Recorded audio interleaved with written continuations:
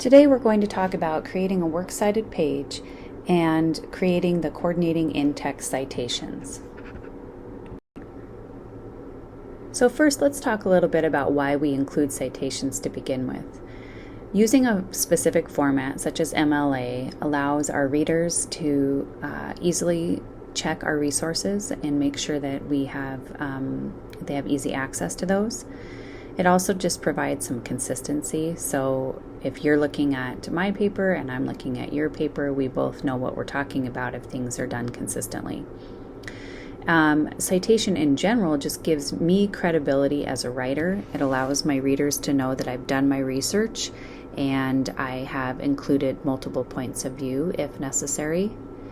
And lastly, of course, it protects us from plagiarism. So anytime we can credit our sources, that's very important. So a couple of resources here for citing your sources. You can use the research guidebook, which is linked here in this PowerPoint, or it's also linked on the Helena High Library page. We also have a works cited template that we use in the library that you're welcome to use at any point. That will be on the website and also is linked here. Probably the best website for citation help is Purdue OWL. There's everything you could possibly want to know about citation in any format on Purdue OWL, and there's a lot of other resources that are really helpful. Just a quick note, if you're using EasyBib or Son of Citation Machine, Noodle Tools, any of the other citation generators, those can be very helpful, but they are less and less helpful over the years, and you want to make sure that you are checking the information that they're providing. So don't just trust that they're entering all of the data into your works cited entry. They often leave things out, so make sure you're double checking. Now we'll go over a couple of places you can either find or how you can create your citations. So we'll start with a simple citation here. This is an article that I found in Opposing Viewpoints, and I have already read it. I know I want to use it in my paper, and so I can either grab the citation at the bottom of the article, or I can click right here, Cite, and it provides me with the most recent MLA version. So I'm going to copy that and bounce over to my works cited page, which I've already started setting up. And you can see that it brought it in actually using a hanging indent, which is fantastic, but it doesn't look like it's quite double spaced. So I want to make sure that I've got my spacing correct here. And so instead of single, I want double. Change that. And now I'm set. The next citation that we're going to create is a little bit more complicated because we're going to build it from scratch. So this is a resource that I found using the OPI website under their mental health screening and support. And so this is something that I've reviewed, and I think there's some really interesting information that I want to use for my paper.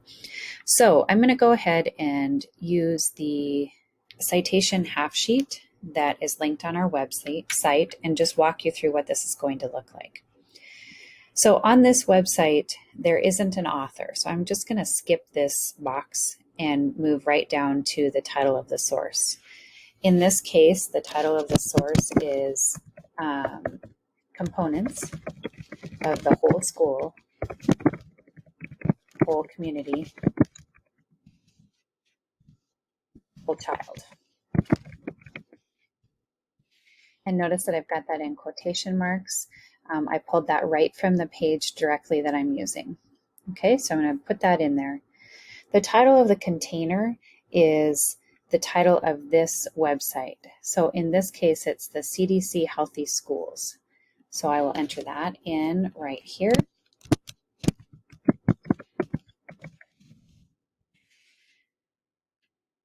These next couple of boxes are related to usually periodical. So if we have an editor or we have a version or a volume number, we would fill that in. We don't have any of those things in this instance. So we're going to go down to the publisher You can see that we've got the Centers for Disease Control and Prevention as our publisher, so we're going to type that in here.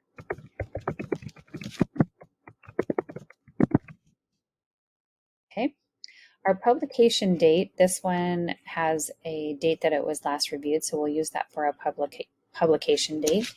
And for our dates here, we're going to type them in this format. So we'll do the day, the month, and then the year.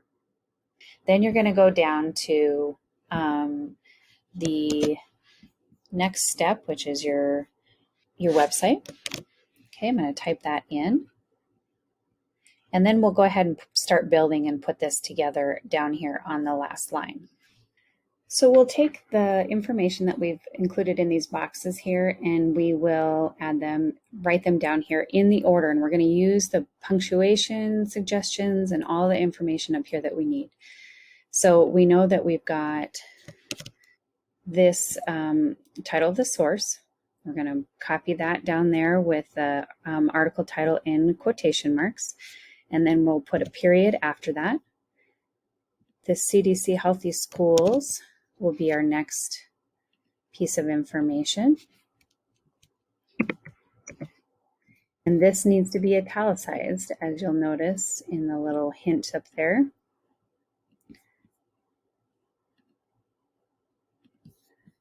Okay, and then we need a period after that. Oh, I'm sorry, the last one we need a comma, as we can see by our hints right here. So we'll copy this piece, another comma after that,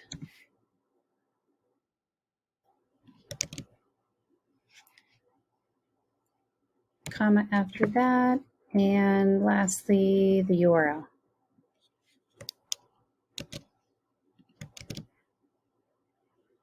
Okay, and then we'll put a period at the end. So that is our citation that will go on our works cited page. So I can take this and I can add it to my works cited page, making sure that I am consistent in my spacing. Now for my in-text citation, I would take a look at this works cited entry and I would say, well, I've got the first thing in my works cited is the title of the article. So my in-text citation would be exactly that. The title of the article in quotation marks in parentheses. And that's what I would use within my text. Once you have your citations either found or created, the next step is setting up your works cited page. There are a couple very specific things that you need to make sure your works cited page includes. You will need to have a double-spaced works cited page. That's from the top to the bottom. This will be a separate page from any other writing in your document. Your writing should be in Times New Roman, 12-point font. You should have a works cited title. It should be exactly that, works cited, with capital W and a capital C. It should be centered and it should not be underlined, bolded, or a different size font or type of font. If you are using a database, you can cut and paste like we've talked about and just put the citation in, but make sure that you're checking the formatting. One thing that is not mentioned on here but is very important is to include a hanging indent. We'll talk about that in a minute.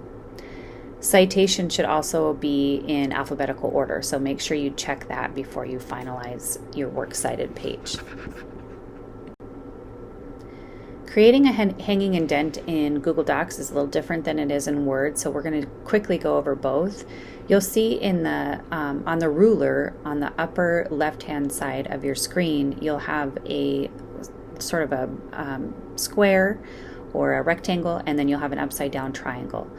You will want to use those tools to maneuver your hanging indent. So you can see on this screen that the first line is right on the left margin, and any line after that for a citation is indented.